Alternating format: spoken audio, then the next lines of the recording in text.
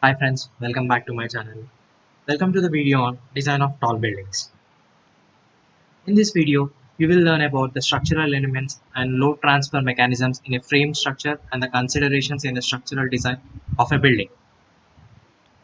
The loads on the tall building are of two types depending on their direction: gravity loads and lateral loads. Gravity loads act on the direction of gravitational pull, which is downwards, whereas the lateral act perpendicular to the gravitational loads as shown.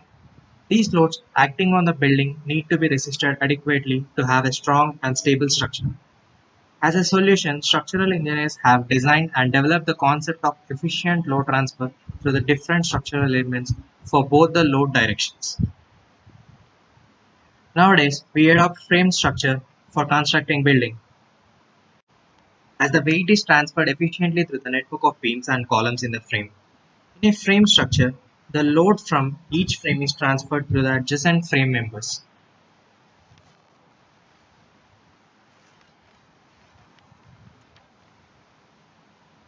So, what are the main structural elements in a building frame structure?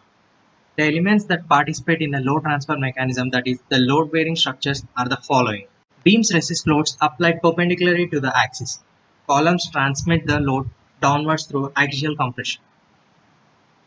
Slabs carry the floor loads and transfer them to the beams, and finally, the footings and the foundation transmit the load carried from the building superstructure to the soil below.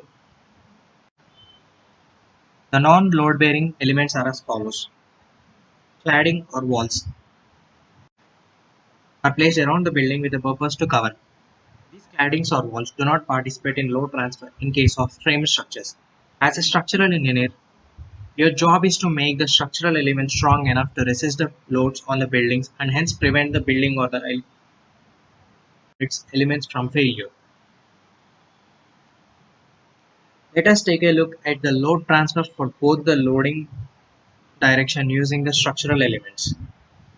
These are the two load transfer paths: gravity load path and lateral load path. It can be identified by two parameters: elements in the building that contribute the load resistance.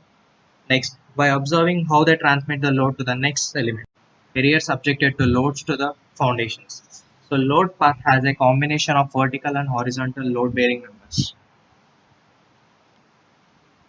Now the gravity load is for the transfer of loads acting in the direction of gravity, like dead loads and live loads due to human occupancy, snow, etc. Vertical gravity loads acts on the slab, which transfer the load to the beams, which in turn transfer the load to the columns and then down to the foundation. The lateral load path is for the transfer of loads acting sideways, like wind load and earthquake loads. Primary vertical members bearing a lateral loads are shear walls and frames, whereas the horizontal bearing roof, floors and foundations. Note that in frame structure, shear walls, unlike partition walls, are load bearing walls, which receive lateral forces from slabs and transmit them to the foundations. Floors take horizontal forces from the stories above their level and transfer them to the story immediate below, which in turn transfer the loads to the foundations. Shear walls receive lateral forces from slabs and transmit them to the foundations. Foundations in the load path by collecting the lateral forces from all stories and transmitting them to the ground. Thank you guys. Subscribe for more videos.